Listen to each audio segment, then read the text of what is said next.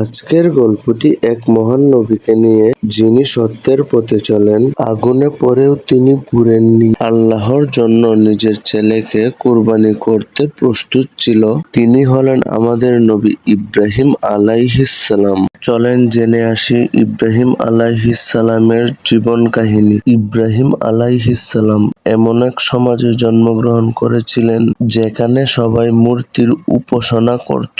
ইব্রাহিম আলাইহিসসালাম এর বাবা ছিলেন আজার, একজন মূর্তির কারিগর। তিনি মূর্তি বানাতেন এবং সেই মূর্তিকে মানুষ সেজদা করতেন। কিন্তু ছোট ইব্রাহিম এসব দেখে বলতেন, এসব মূর্তি তো কথা বলতে পারে না, কিছু করতেও পারে না, তাহলে এগুলা কিভাবে আমাদের উপাস্য হয়? ইব্রাহিম আলাইহিসসালাম আকাশের দিকে তাকিয়ে চাঁদ, সূর্য ও তারা দেখতেন।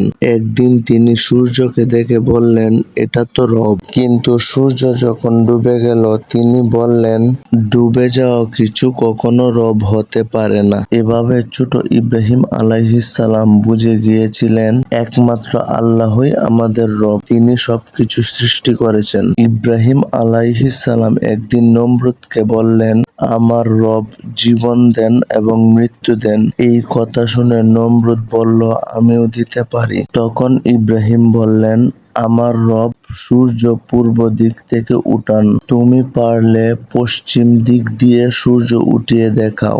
নমরুদ চুপ হয়ে গেল এবং রেগে গিয়ে ইব্রাহিম আলাইহিসসালামকে বিশাল আগুনে ফেলার আদেশ দেন। কিন্তু আল্লাহ বললেন, হে আগুন, তুমি ঠান্ডা হয়ে যাও এবং ইব্রাহিমের জন্য নিরাপদ হও। আগুন তাকে পোড়াতে পারেনি এবং সবাই অবাক হয়ে যায়। আল্লাহর নির্দেশে ইব্রাহিম আলাইহিসসালাম এবং তার ছেলে ইসমাইল আলাইহিসসালাম কাবা শরীফ নির্মাণ করেন। তারা দোয়া করেছিলেন, হে রব, আমাদের পক্ষ থেকে এই কাজ কবুল করে নেন। আজ কোটি কোটি মুসলিম সেই কাবার দিকে মুখ করে নামাজ পড়ে। স্বপ্নে আল্লাহ আদেশ দেন ইব্রাহিম আলাইহিসসালামকে নিজের প্রিয় পুত্র ইসমাইল আলাইহিসসালামকে কুরবানি করতে। ছেলেকে জানালে ছেলে বললেন, আব্বা, আপনি আদেশ পালন করুন। শেষমেশ আল্লাহ বললেন, তুমি পরীক্ষায় উত্তীর্ণ হয়েছ।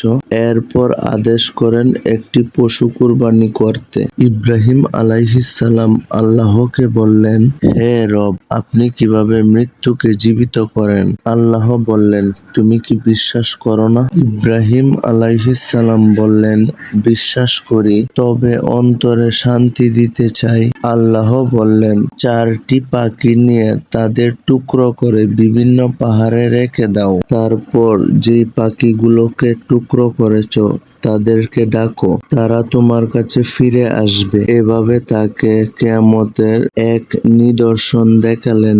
এখানে শিক্ষণীয় বিষয় হলো, একমাত্র আল্লাহর উপর ঈমান আনা, সত্যের পথে থাকা, ত্যাগ ও কুরবানির শিক্ষা, যুক্তির মাধ্যমে দ্বীন প্রচার করা, আল্লাহর আদেশে সবসময় আত্মসমর্পণ করা।